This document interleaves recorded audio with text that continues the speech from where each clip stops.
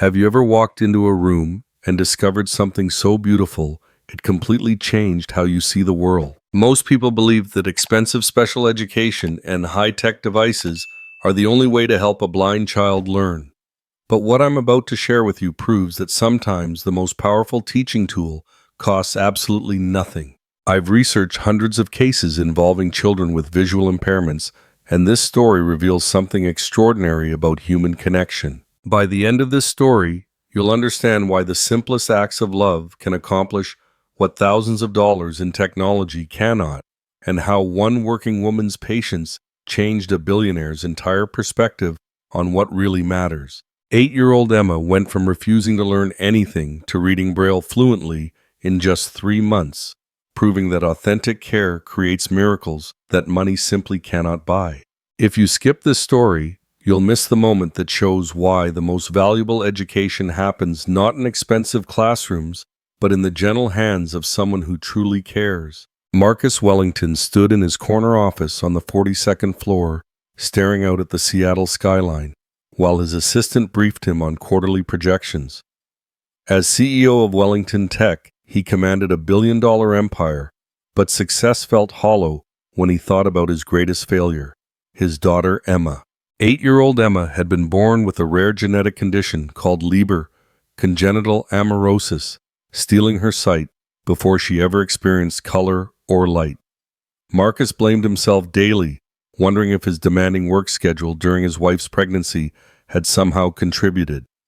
When Sarah died in a car accident 2 years ago, that guilt multiplied tenfold. Determined to give Emma every advantage money could buy, Marcus had spent over $500,000 on specialists, cutting-edge technology, and private educators. The mansion's converted playroom looked like a medical facility filled with advanced braille computers, sophisticated audio learning systems, and mobility training equipment that cost more than most people's cars. Yet Emma remained locked in silence, spending her days curled up in her bedroom, refusing to engage with any of the expensive tools or highly credentialed professionals Marcus hired. 5 different special education experts had declared her progress challenging, before quietly suggesting he seek additional support elsewhere. Dr. Richardson from the prestigious Whitman Institute had been the latest disappointment.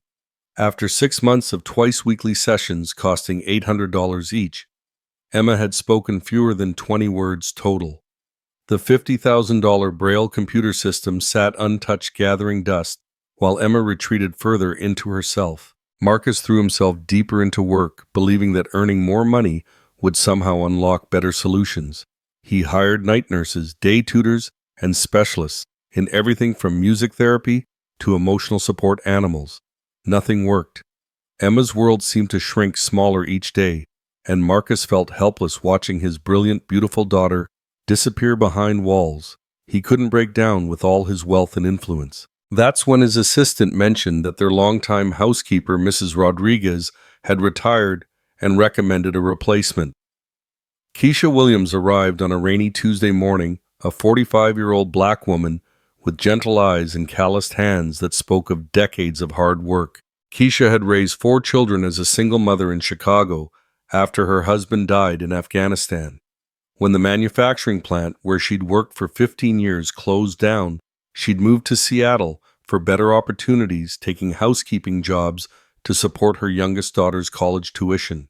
A workplace accident at the factory had cost her sight in her left eye, leaving her with a deep understanding of adapting to visual challenges. During their brief interview, Marcus barely looked up from his phone, more concerned with Emma's upcoming appointment with yet another specialist than with household details. He handed Keisha a list of cleaning duties and strict instructions to avoid disturbing Emma, who needed quiet focus time for her learning sessions. Keisha nodded respectfully, but privately noticed something Marcus had missed. The little girl peering curiously from the top of the grand staircase, her clouded blue eyes turned toward the sound of their conversation. In that moment, Keisha saw not a problem to be solved, but a lonely child hungry for simple human connection. Over the following weeks, Marcus watched another expensive intervention fail. Emma's newest tutor, Dr. Patel, reported that the child remained non-responsive to traditional methodologies and suggested psychiatric evaluation. The advanced audio learning system worth $20,000 sat silent in Emma's room. Marcus felt his hope dwindling as rapidly as his bank account grew. What Marcus didn't realize was that while he focused on finding the perfect professional solution, something beautiful was beginning to bloom in the quiet spaces of his home, guided by a woman he'd barely acknowledged and powered by the simple magic of genuine care. Keisha Williams had learned long ago that the most important work often happened in the spaces between official duties. While cleaning Emma's room that first week, she noticed details that expensive specialists had missed. The way Emma's head tilted toward interesting sounds, how her fingers traced patterns on her bedspread, the stack of untouched books that suggested a child who desperately wanted to learn, but felt too afraid to try.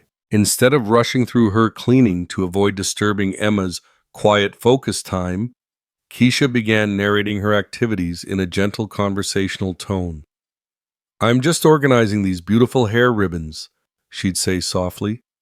"This red one feels smooth like silk, and this blue one has tiny bumps like little pearls." Emma never responded, but Keisha noticed the child's breathing change when she spoke, becoming slower and more relaxed. On her third day, Keisha started humming while she dusted Emma's bookshelf. The melody was an old gospel song her grandmother had sung during Sunday dinners in Alabama, full of warmth and comfort. Emma's head turned toward the sound, and after several minutes of silence, she spoke her first words to Keisha. "What song is that?" Emma's voice was barely a whisper, rusty from disuse. Keisha's heart swelled, but she kept her tone casual and warm. "That's 'His Eye is on the Sparrow, Baby Girl.' My grandmama used to sing it when she cooked Sunday dinner for our whole family. Would you like to hear the words?" Emma nodded, and for the first time in months, genuine interest flickered across her features. Keisha sat on the edge of the bed and sang the full verse, her rich voice filling the room with melody and meaning. When she finished, Emma asked quietly, "Could you sing it again tomorrow?" That simple request became their daily ritual. Keisha would arrive each morning, and after greeting Emma with a warm, "Good morning, sunshine," would hum or sing while she worked. Emma began timing her movements to be in the same room, initially pretending to play with unused toys, while secretly drinking in the comforting presence of someone who treated her like a normal child rather than a problem to be solved. Marcus, buried in corporate acquisitions and board meetings, barely noticed these subtle changes. When he bothered to check on Emma's progress, he asked about the expensive educational tools and formal learning metrics. Dr. Patel continued reporting minimal advancement, not recognizing that Emma was learning voraciously, just not through the approved channels. Keisha's approach was revolutionary in its simplicity. Instead of forcing Emma to sit at a desk with intimidating equipment, she invited the child to help with daily activities. "Could you help me sort these towels, Emma? This one feels thick and fluffy. That means it goes in the guest bathroom pile. This thin one with the smooth edge goes in the kitchen drawer." Through folding laundry, Emma learned about textures, organization, and spatial relationships. While Keisha prepared snacks, Emma discovered how different ingredients felt, smelled, and sounded when mixed together. Counting crackers became a math lesson. Identifying spices by scent became vocabulary building. Every mundane household task transformed into gentle learning disguised as friendship. Keisha brought small items from home: smooth river rocks, textured fabric samples, wooden blocks of different shapes, creating a tactile library that Emma could explore without the pressure of formal instruction. She taught Emma to distinguish materials by touch, to recognize patterns through repetition, and to build confidence through tiny daily successes. The breakthrough came 3 weeks into their friendship. Emma had been following Keisha around the house, chattering about her day and asking endless questions about Keisha's family. As they organized the linen closet together, Emma suddenly said, "Keisha, I want to learn to read like other kids do." "Honey, you're already learning," Keisha replied gently. "Every time you tell me, this towel feels different from that one you're reading with your hands. Every time you count the spoons in the drawer, you're reading numbers in your mind. Reading isn't just about books. It's about understanding the world around you, For the first time since her mother's death, Emma smiled a real smile. "Will you teach me to read the bump writing?" "Braille," Keisha corrected softly. "And sweetheart, I'm not the expert on that, but I can help you practice feeling different patterns until you're ready for the fancy books." That afternoon, while Emma napped, Keisha researched Braille basics online at the public library. She learned that Braille was essentially a code of raised dots, and that children often learn best through multisensory approaches combining touch, sound, and emotional connection. The expensive computer system in Emma's room could teach the technical aspects, but Emma needed confidence and enthusiasm first. Keisha began creating simple tactile exercises using household items.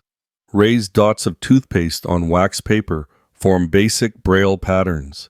Different pasta shapes represented different letters. Rice glued to cardboard made practice sheets that Emma could trace repeatedly without fear of making mistakes on expensive equipment. Emma's progress accelerated rapidly. Within 2 weeks, she was identifying letter patterns and beginning to form simple words. More importantly, she was laughing again, asking questions, and showing excitement about learning. The transformation was remarkable, but it happened quietly in the spaces between Marcus's important meetings and official assessments. Dr. Patel continued reporting that Emma showed minimal engagement with educational materials, not realizing that the child was advancing faster than anyone had imagined, just not in the sterile institutional way he recognized as legitimate learning. Marcus remained oblivious to his daughter's renaissance, focused on landing a major merger that would generate enough profit to fund even more expensive interventions. He scheduled consultations with specialists in Boston and New York, convinced that the right expert was simply a matter of finding someone whose fees were high enough to guarantee results. What he didn't realize was that the miracle he was desperately trying to purchase was already blooming in his own home, nurtured by a woman whose wisdom couldn't be bought, but whose dedication was transforming his daughter's entire world. The discovery happened on a Thursday afternoon when Marcus returned early from a business trip to San Francisco. His meetings had concluded ahead of schedule, and he decided to surprise Emma with a new educational toy he'd purchased from a specialty catalog, a $300 tactile puzzle designed by Swiss engineers specifically for blind children. As Marcus entered this mansion through the front door, he heard something that stopped him in his tracks. Genuine laughter echoing from the kitchen. Emma's laugh, bright, delighted, and completely unguarded, was a sound he hadn't heard since before Sarah's death. Following the sound, Marcus crept toward the kitchen and peered around the corner.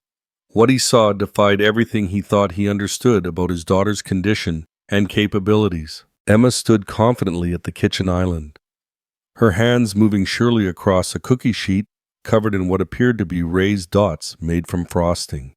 Keisha stood beside her, guiding her gently, but allowing Emma to lead the process. "The first word is love," Emma announced proudly, her fingers dancing across the frosting dots. "Love. And this one says family." She moved to another section of the cookie sheet. Family. Marcus watched in stunned silence as his daughter, who had refused to touch any educational materials for months, confidently read Braille patterns that Keisha had created using simple baking ingredients. The expensive $50,000 computer system gathered dust upstairs, while Emma learned with $5 worth of frosting and cookies. "That's perfect, baby girl," Keisha said warmly. "Now what does this one say?" She pointed to another section. Emma's fingers explored the raised pattern, and her face lit up with recognition. "Daddy?" she exclaimed. "It says Daddy?" Marcus felt his throat tighten with emotion. Emma hadn't called him Daddy with such joy in over a year. But what stunned him more was watching her navigate the kitchen with confidence, reaching for ingredients and tools as if she belonged there, moving with the assurance of a child who felt safe and capable. "How did you teach her this?" Marcus asked, stepping into the kitchen. Both Emma and Keisha startled at his unexpected voice. Emma's expression immediately became guarded, the light in her eyes dimming as she remembered the world of failed expectations and disappointed adults. "Daddy, you're home early," Emma said carefully, her hands moving protectively toward Keisha. Marcus felt a pang at his daughter's cautious tone. When had she learned to be afraid of disappointing him? Emma, I saw you reading? That was incredible. How long have you been able to do that? Before Emma could answer, Marcus turned to Keisha with a mixture of confusion and accusation. Mrs. Williams, I appreciate your help, but Emma has specific educational needs that require professional training. Playing with food isn't really appropriate when she should be working with her proper learning materials. The criticism hung in the air like a toxic cloud.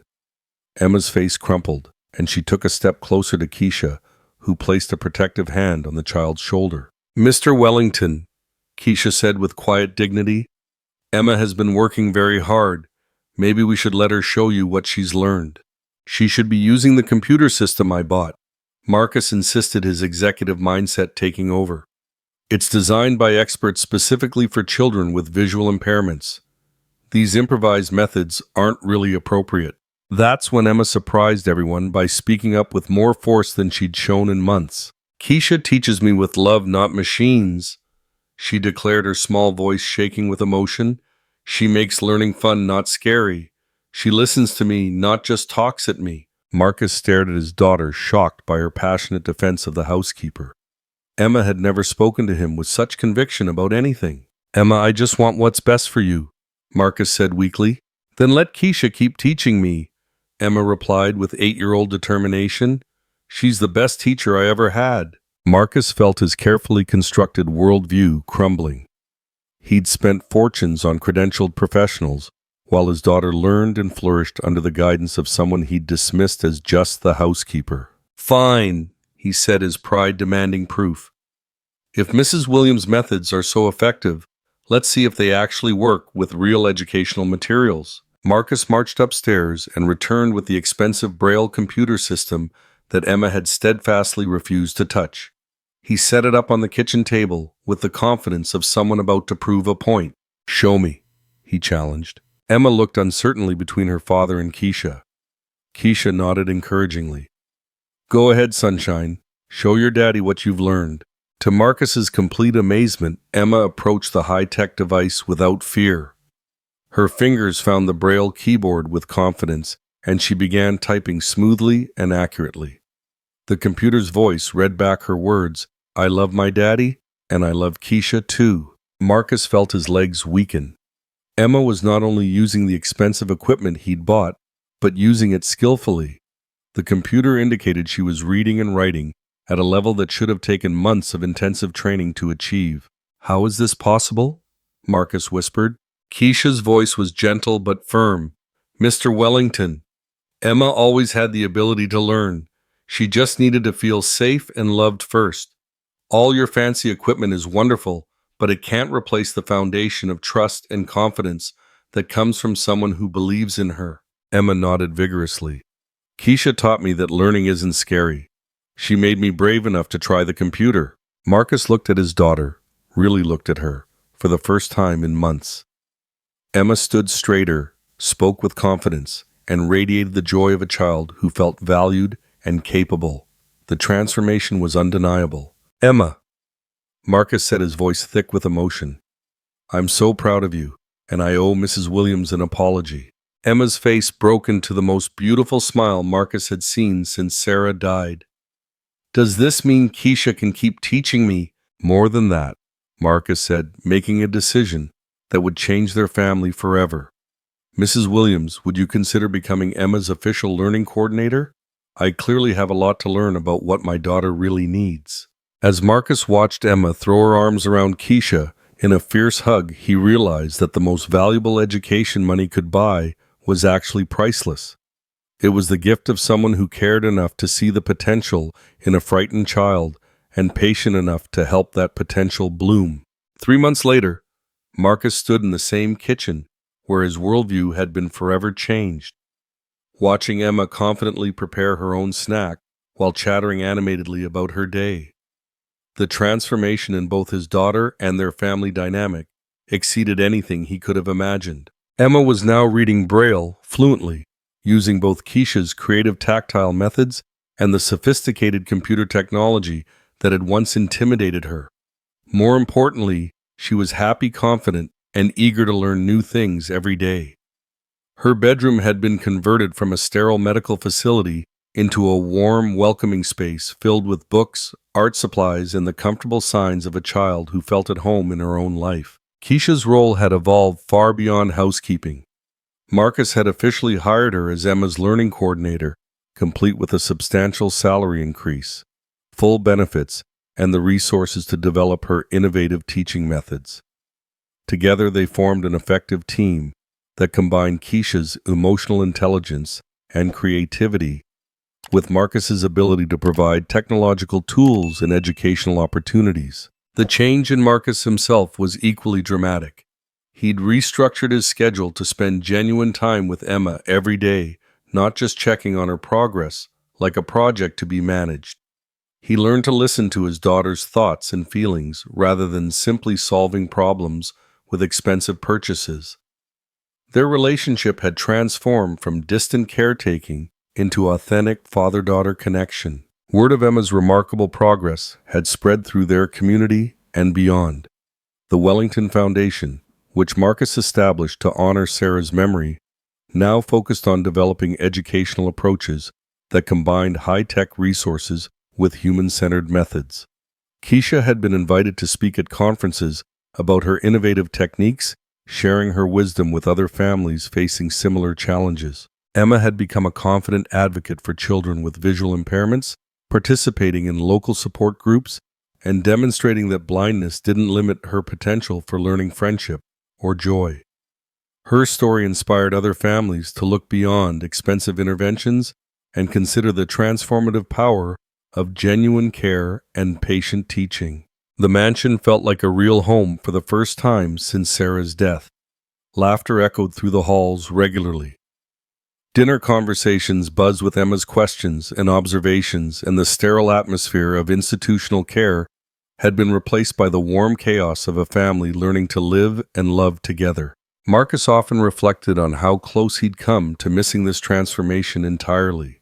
His obsession with finding the most expensive solution had nearly prevented him from recognizing the most valuable one.